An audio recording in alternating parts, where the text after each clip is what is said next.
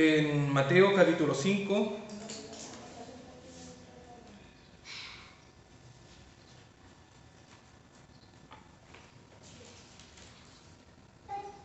en el versículo 3.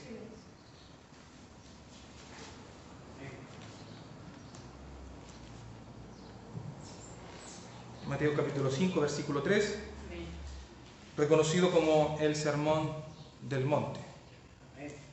Vamos a dar lectura entonces a la palabra del Señor. En el nombre del Padre, Hijo y Espíritu Santo.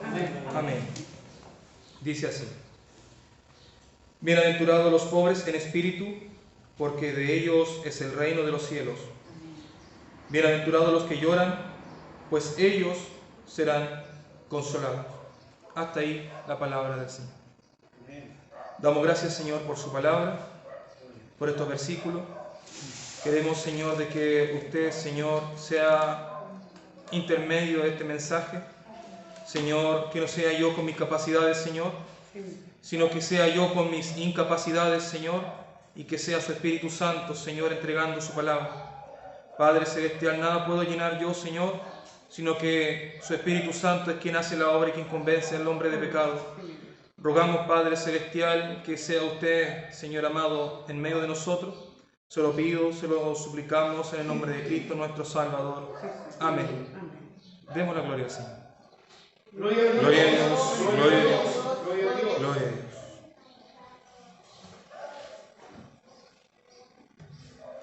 Si ciertamente el Sermón del Monte está considerado como uno de los más espléndidos sermones de enseñanza,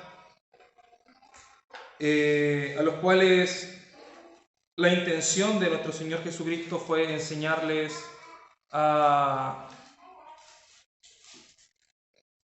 sus discípulos. Los discípulos del Señor no fueron tan solo 12, apóstoles sí fueron 12, pero hubieron muchos discípulos de nuestro Señor que estaban pendientes del mensaje, en el cual el Señor vio de la necesidad de enseñarle esto solamente a sus discípulos. Por eso dice de que había mucha gente, muchas multitudes, y se acercaron a Él y abriendo su boca les enseñaba, dice el versículo anterior. Y le enseña algo que es completamente sorprendente, que a veces no hay cabida dentro de nuestra mente el poder analizar.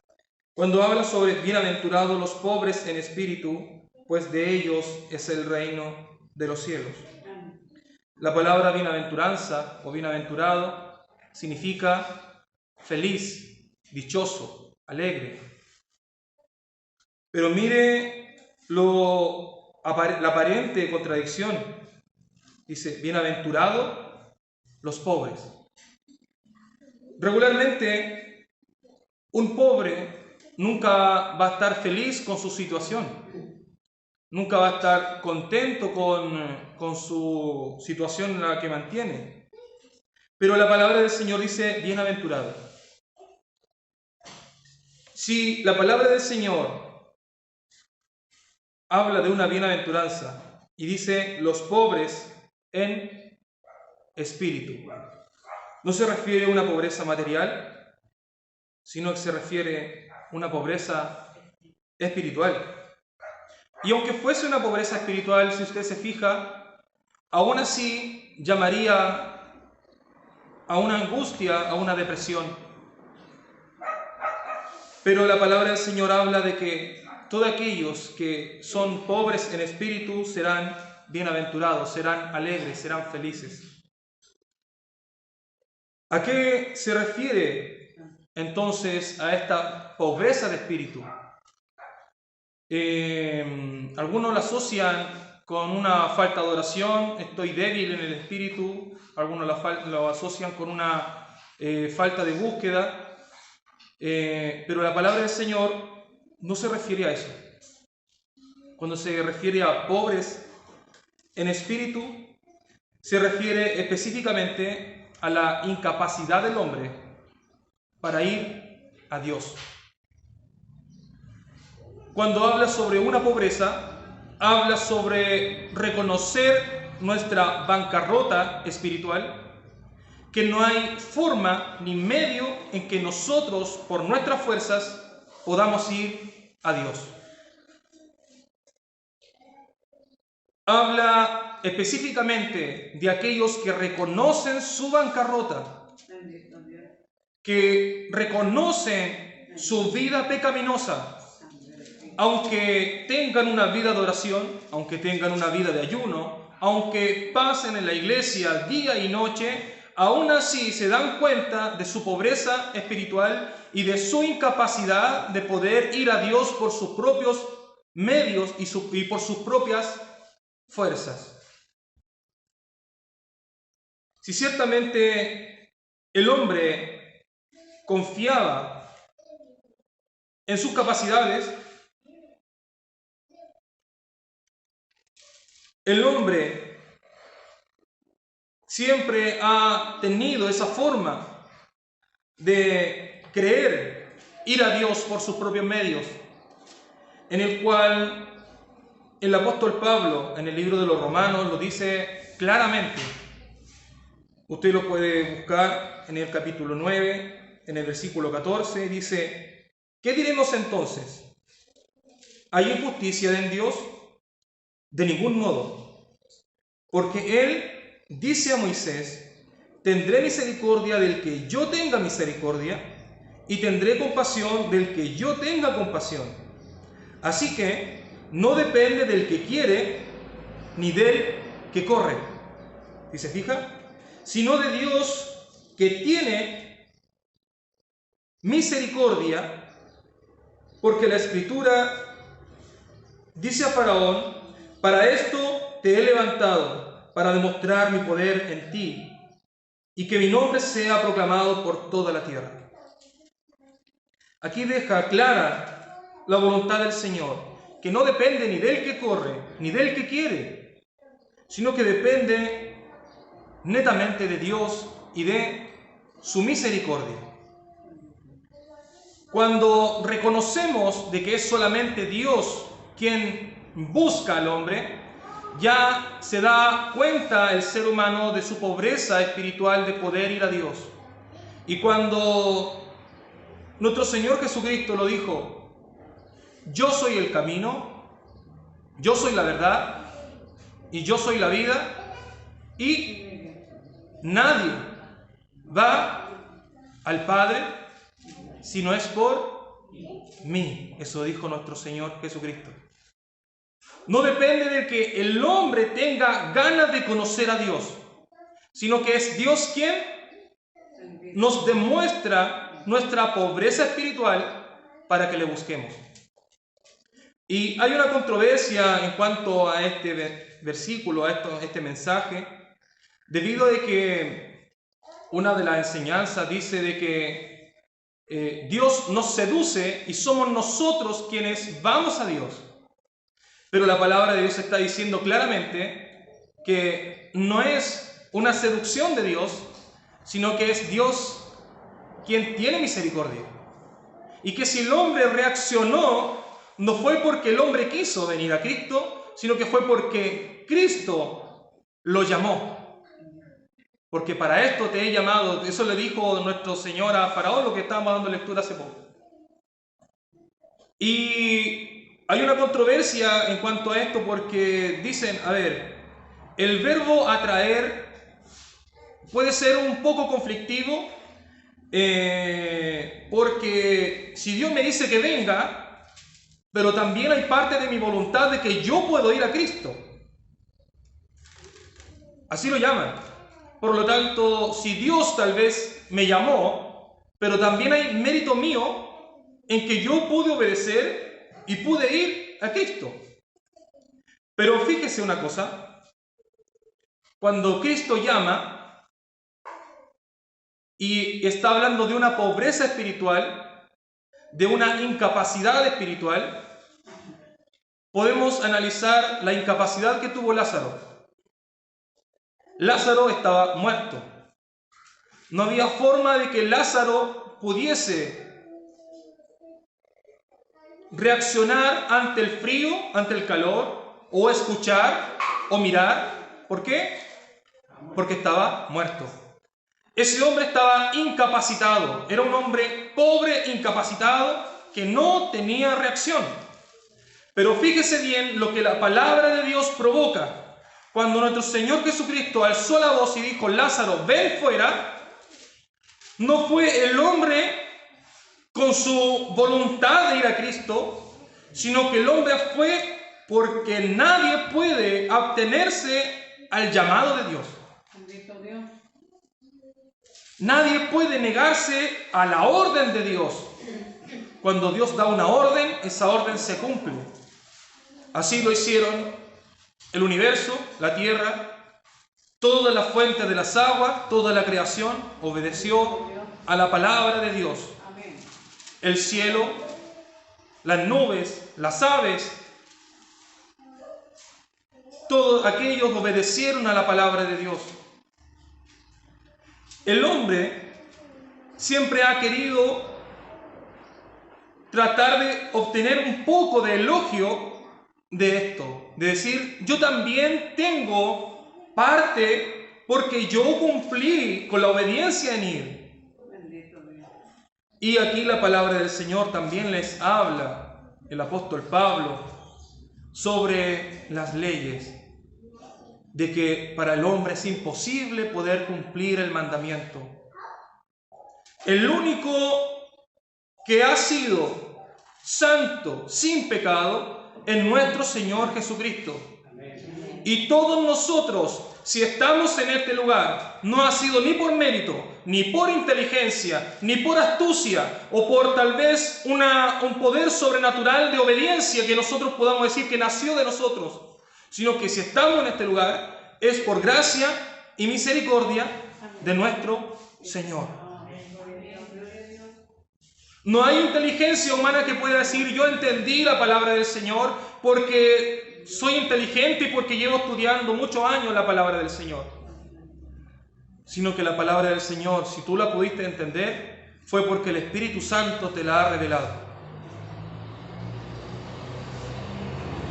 Y todos nosotros aquí hemos venido porque el Espíritu Santo del Señor nos ha motivado. Nos ha tocado nuestros corazones de una u otra forma para poder estar en este lugar, para buscar de la presencia del Señor. Cuando reconocemos nuestra pobreza espiritual, sabemos de que es Cristo quien tiene y merece toda la gloria. El hombre siempre tiene la intención de robarle la gloria a Dios. Fue Dios, pero también mi obediencia. Eso es robarle la gloria al Señor.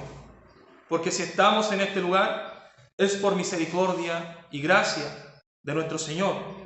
Y ocupaban una analogía sobre de que el hombre, al escuchar la voz de Dios, puede ir a Cristo sin ningún problema. ¿Por qué? Porque ese verbo era ocupado cuando tiraban un balde a un pozo y se arrastraba ese pozo. Hay algunas personas que dicen, no, Dios no puede arrastrar a nadie.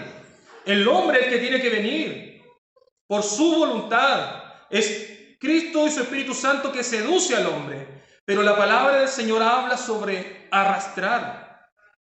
Y ocupaban esa terminología cuando el balde era echado en el pozo y se sacaba agua. Entonces, una de las personas le dijo, si tú dices de que Dios no arrastra a nadie y estás ocupando ese término del verbo cuando se tira el balde al pozo, entonces, ¿cómo saca el agua del pozo?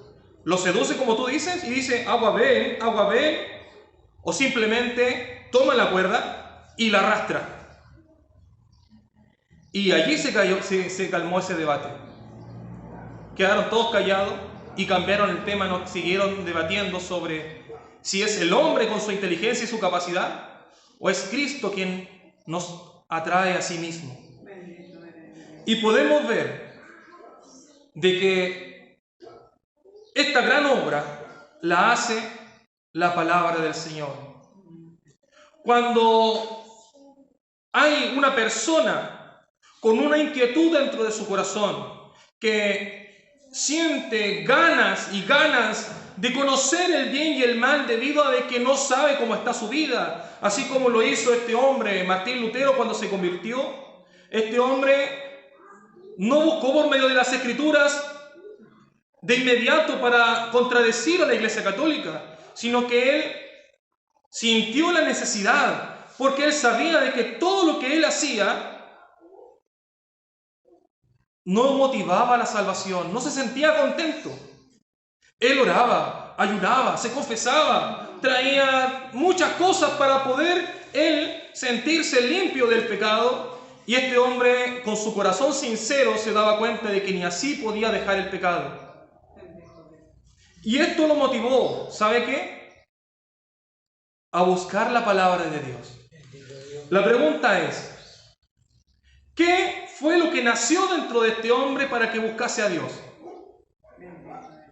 ¿Su propia inteligencia humana? Sino que era Dios tocando ese corazón. Y esa es una forma de arrastrar para atraer a sí mismo a la persona que es pobre en espíritu. Cuando uno reconoce su pobreza espiritual, se da cuenta de que ni siquiera es digno de nada.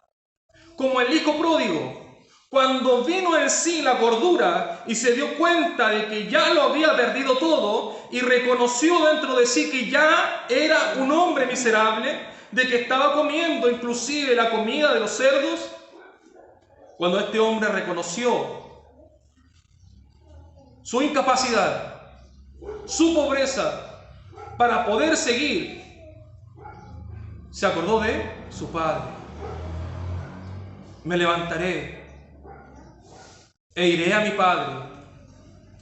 Y mire, cuando el hombre reconoce realmente su pecado, su pobreza espiritual, ni siquiera soy digno de ser llamado tu hijo. Se da cuenta de que ni siquiera es digno de que lo nombren con una honra, sino que hazme como uno de tus jornaleros. No es un hombre cuando viene a una iglesia con una etiqueta de un cargo, sino que viene a la iglesia con su rostro humillado, reconociendo de que vino aquí por misericordia y gracia de nuestro Señor. Cuando uno reconoce su pobreza espiritual, exalta la gloria de Dios, porque el hombre es pecador, desde la cabeza hasta sus pies. Pero vino Cristo, reconocido como el postrer Adán. ¿Para qué? Como el primer Adán no pudo cumplir la ley de obras, usted me estará diciendo, pero dentro del huerto del Edén no había ley. Sí la había. Sí había ley dentro del huerto del Edén. Porque el Señor le dio una ley, una ordenanza, y le dijo, de ese árbol no comerás. Y eso era ley. Y viene la otra parte de la ley, eso se le llama el pacto de obra. El pacto es una celebración en el cual se fijan condiciones, es como un contrato, que se fijan condiciones que esto te voy a dar o te voy a pagar si tú cumples, y si no cumples, esto va a ocurrir, el despido, ¿cierto? Lo que pasa con los contratos de trabajo hoy en día. Eso mismo se celebró en el huerto del Edén, se hizo un pacto.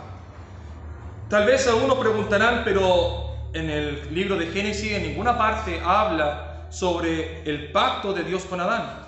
Pero si aquellas personas que son minuciosas y buscan la palabra del Señor, el apóstol Pablo reconoce y menciona el pacto de Dios con Adán. Y cuando reconoce ese pacto, enseña de que Adán tenía mandamientos.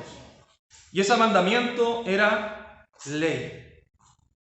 Son ordenanzas, son estatutos, son leyes. Así está compuesta las leyes, por ordenanza, estatutos, decretos. Y como Adán no cumplió el mandamiento, el hombre cayó en maldición. Pero vino el postrer Adán para cumplir la ley,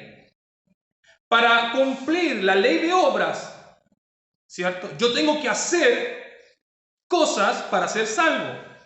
Eso es lo que tenía que hacer, esa es la ley de obra. Yo tengo que hacer cosas.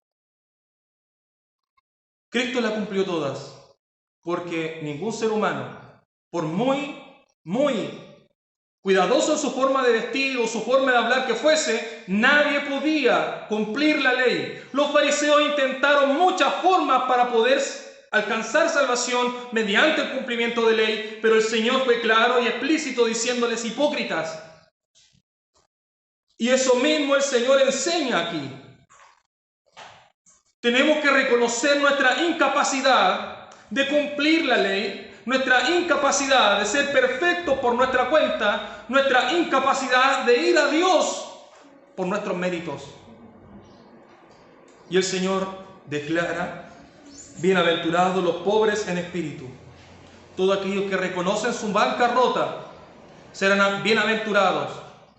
¿Sabe por qué? Porque dice nuevamente: bienaventurados los que lloran, porque ellos serán consolados. Regularmente, cuando entendemos bienaventurados los que lloran, lo tomamos como el sufrimiento del cristiano, como el duro camino que un cristiano tiene que enfrentar por ser cristiano. La discriminación, que nos digan retrógrados, que nos digan anticuados, que nos digan locos por vivir conforme un libro según ellos. Pero fíjese bien de que el consuelo y el llanto no es por medio del sufrimiento de un cristiano, de un sufrimiento por dolor, vergüenza, un sinfín de cosas. A lo que se refiere aquí, en su contexto, se refiere a los que lloran su pecado. Bienaventurados son los que lloran su pecado. Los que cuando cometen pecado se entristecen tanto de que lloran muy amargamente de lo que hicieron y reconocen su culpa. Existen hombres y mujeres hoy en día de que en vez de doblar sus rodillas y pedir perdón a Dios, prefieren de que pase al siguiente día y hacer como que nunca ocurrió nada.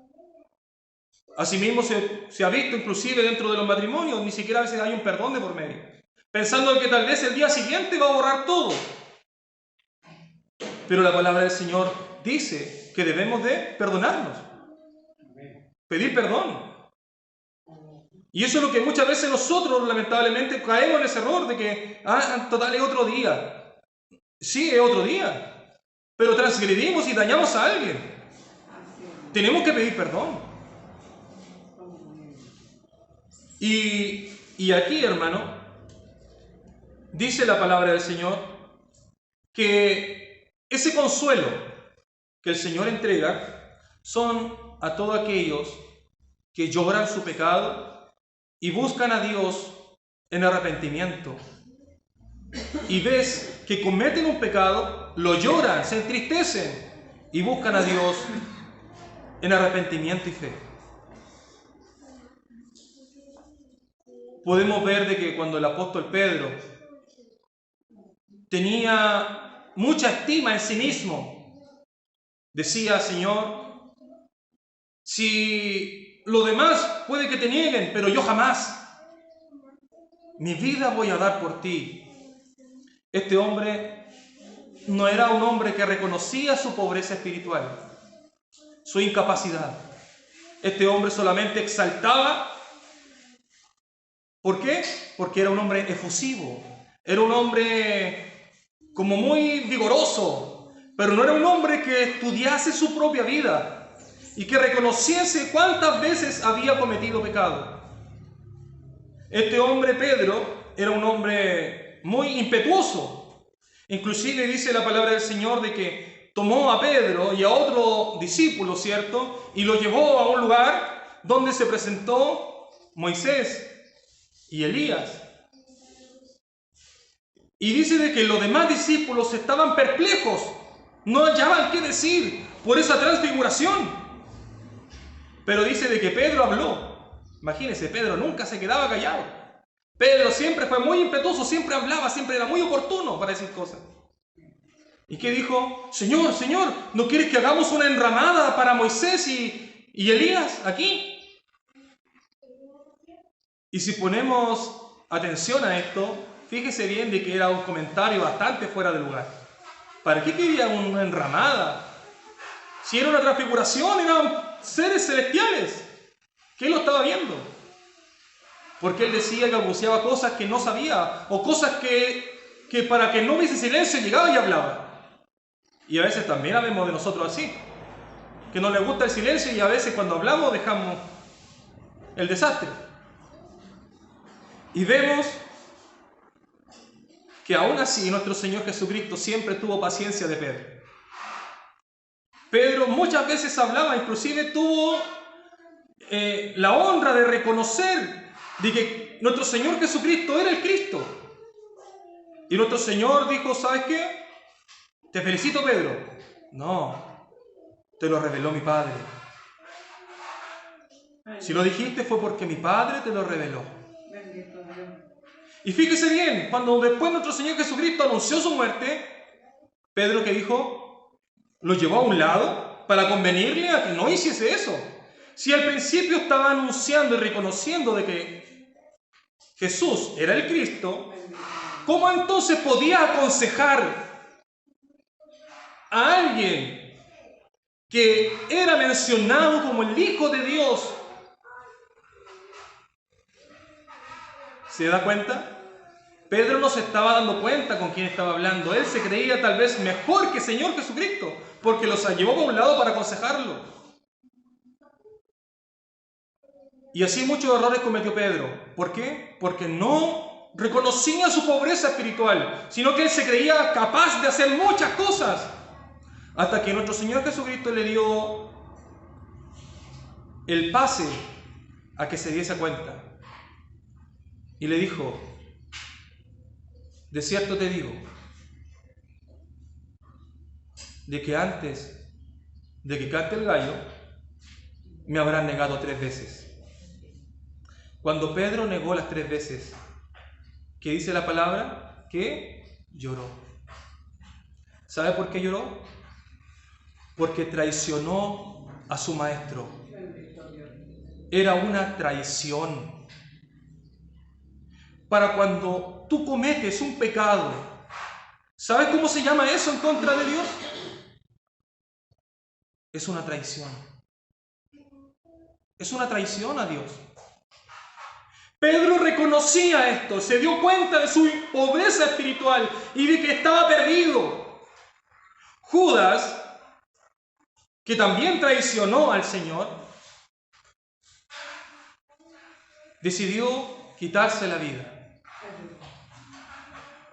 En cambio, Pedro sabía de que la única forma de seguir adelante era reconociendo su pobreza espiritual y aceptar la muerte de nuestro Señor Jesucristo como el pago de sus pecados. Levantarse y seguir otra vez adelante. Y esos son los 2 caminos. Seguir adelante en un camino de arrepentimiento o enfrentar la muerte. Y el Señor dice que dejó 2 caminos. Te dejo 2 caminos. La vida y la muerte. En cambio, muchos dicen, es que yo escogí ese camino. No. Cuando Cristo nos llama, cuando Cristo nos trae a sí mismo, nos trae para salvación. A no ser que aún así nunca te hayas convertido, como lo hizo Judas. Dice la palabra del Señor de que son muchos los llamados, pocos los escogidos. El Señor llama a arrepentimiento. El Señor llama a que la gente se arrepienta, a que la gente reconozca su pobreza espiritual, su incapacidad de buscar a Cristo por sí mismo.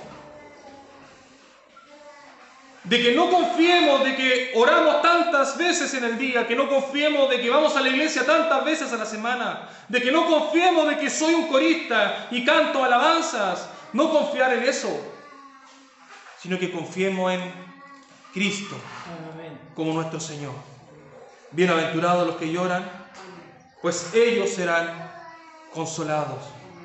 Hermano, y si tú lloras tus pecados, no digo de que tú llegas a tu casa después de cometer un pecado y dices, Señor, perdóname, sino que realmente te das cuenta de lo que provocaste, de que un pecado es traicionar al Señor, de un pecado es negar a Dios, un pecado es insultar al templo del Espíritu Santo, porque tu cuerpo es el templo del Espíritu Santo, y tú cada cosa que llenes tu corazón, dependiendo de lo que sea, si es pecado, estás ofendiendo a Dios. Y fíjese bien, si nuestro Señor Jesucristo reaccionó con azote a aquellos que se atrevieron a ensuciar el templo, imagínense nosotros cuando cometemos pecado. Si nuestra vida es el templo del Espíritu Santo, ¿cómo cree que reaccionaría nuestro Dios? Muchos dicen de que solamente es un Dios de amor, pero no tan solo amor, tiene muchos sentimientos. Él se entristece, se enoja. Pero el enojo es pecado. ¿Podemos llamar pecador a Dios? El enojo de nuestro Dios es porque el hombre le provoca ira. ¿Por qué le provoca ira? Porque antes llorábamos nuestros pecados y hoy en día nuestro corazón se ha vuelto un corazón insensible al pecado. Así se vuelve el corazón del hombre cuando se empieza a enfriar. Es un corazón insensible al pecado. Antes decíamos una mentira. ¿Está tu mamá? ¿Aló, está tu mamá? No se encuentra. Colgábamos. Nos daba lo mismo. Un corazón insensible le da exactamente igual. Pero cuando hay un corazón convertido a Cristo, esa mentira le provoca algo, le provoca una angustia y le provoca exaltar la gracia y misericordia de Dios. Porque cuando dice la palabra del Señor de que ningún mentiroso entrará en el reino de los cielos, ¿cierto? Así dice la palabra del Señor. Entonces, ¿qué es lo que tenemos que hacer?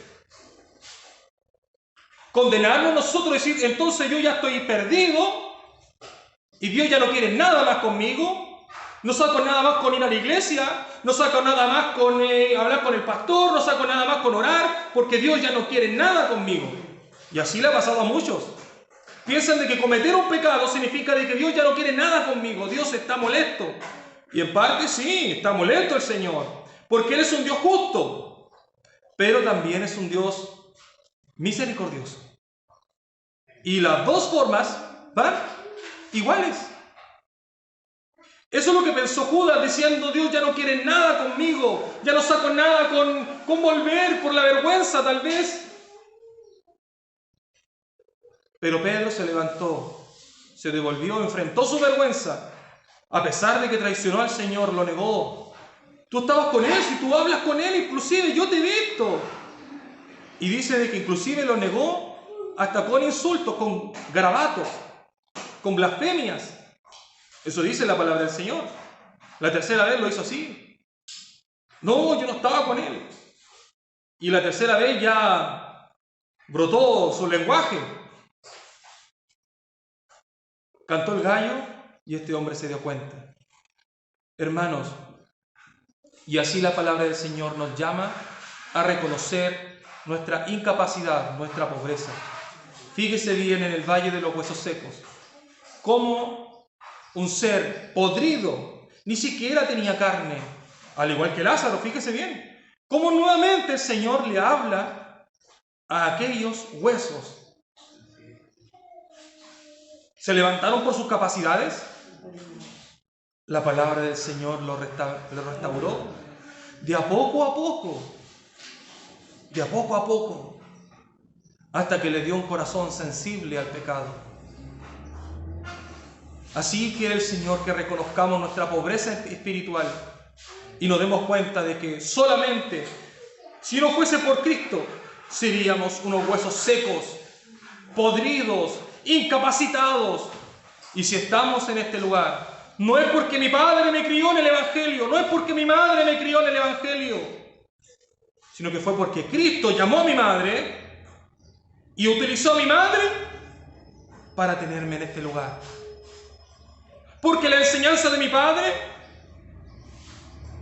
sino que vino porque Cristo llamó a mi padre y por medio de mi padre el Señor me llamó a mí. Y la gloria sigue siendo de Dios. Hay algunos que dicen, yo me he ganado tantas almas.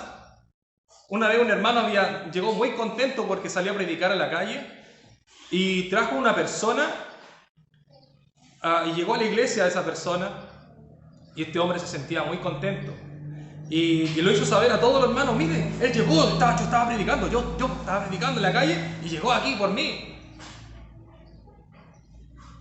Y a veces sin querer o sin darnos cuenta robamos la gloria al Señor. Dice de que la persona solamente viene a Cristo por medio de la palabra. La gente reacciona a la palabra de Dios. Y si nosotros debiésemos ser pregoneros de su palabra, ¿por qué la gente no se está convirtiendo? Tal vez será porque no estamos predicando el Evangelio. Hay una falsa enseñanza que dice, predica con tus actos primero y después con tu boca. Yo diría que es al revés.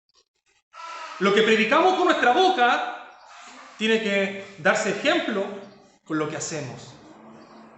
Porque nosotros tenemos que ocupar nuestra boca para predicar la palabra del Señor. ¿Cómo podemos solamente predicar con nuestros actos y no con nuestra boca? Dice el Señor que si no crees a lo que digo, ve a mis obras. Pero primero el orden, nuestra boca, predicar. Y eso después se pone a prueba con nuestros actos. Y antiguamente yo vi a muchas personas, incluyendo mi vida también, de que dentro de una iglesia cantábamos alabanza. Un hermano después que salía de la iglesia arrastraba a su esposa por el piso. Y un hermano el otro día me comentaba y me decía, oye, ¿usted se acuerda de tal persona? Sí, me acuerdo. ¿Usted alguna vez lo escuchó en la calle gritándole a la esposa o pegándole adentro? ¿Se escuchaba? Todos los vecinos cuentan lo mismo, me lo contaba como gracia. Y a mí me daba pena. Porque eso es lo que provoca. Provoca que nosotros insultemos a Dios con nuestros actos. Somos hipócritas. ¿Cómo podemos nosotros pregonar el Evangelio si nuestros actos dicen lo contrario? ¿Cómo nosotros pretendemos ir a un Dios misericordioso si nosotros no practicamos la misericordia? Si sabemos de que no somos dignos de nada, de que nuestro Dios por su misericordia nos llamó. Pero cuando alguien nos hace daño, condenamos y cortamos. Un Dios misericordioso se acercó, llamó a quien le debía y le dijo, ¿dónde está lo que me debes? No tengo para pagar. Está bien, te lo perdono, vete. Y este hombre por el camino se encontró a quien le debía y le cobró hasta el último denario. ¿Se recuerda esa historia bíblica? ¿Dónde está la misericordia? Si nosotros pedimos a Dios misericordia, ¿cómo la podemos poner en práctica? Cuando nos hacen daño, cuando nos insultan. Si el Señor nos llamó, es para que hagamos su voluntad, para que le honremos a Él, porque Él es el único digno de ser alabado. Vamos a dar gracias.